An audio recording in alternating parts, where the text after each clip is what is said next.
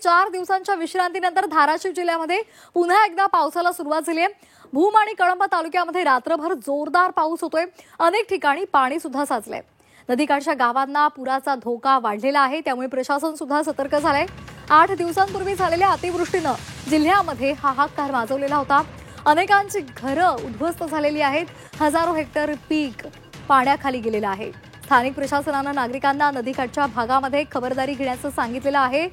भूम, कळंब, परंडा या परिसरामध्ये हवामान खात्यानं इशारा दिलाय। पुढचे 24 तास अतिशय महत्त्वाचे आहेत, कारण या 24 तासात पुन्हा एकदा जोरदार पाऊस होईल अशी शक्यता आहे।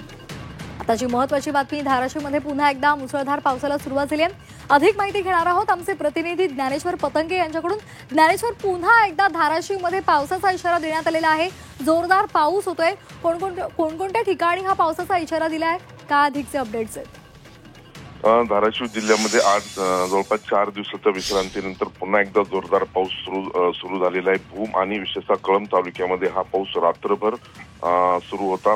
मांजरा नदीकाठच्या परिसरामध्ये हा मोठ्या प्रमाणात पाऊस झालेला आहे। कळंब तालुक्यामध्ये खामसवाडी, मोहा इत्यादी गावांमध्ये ढगफुटी सदृश पाऊस झालेला आहे। त्यामुळे गावांमध्ये पाणी सध्या आहे आणि रस्ते वाहून गेले असल्यामुळे त्या गावचा संपर्क देखील तुटलेला आहे। भूम आणि परंडा या तालुक्याला देखील अतिवृष्टी किंवा पावसाचा इशारा दिलेला आहे आणि सध्या त्या ठिकाणी पावसाचं वातावरण आहे। धन्यवाद दिलेल्या सविस्तर माहितीसाठी।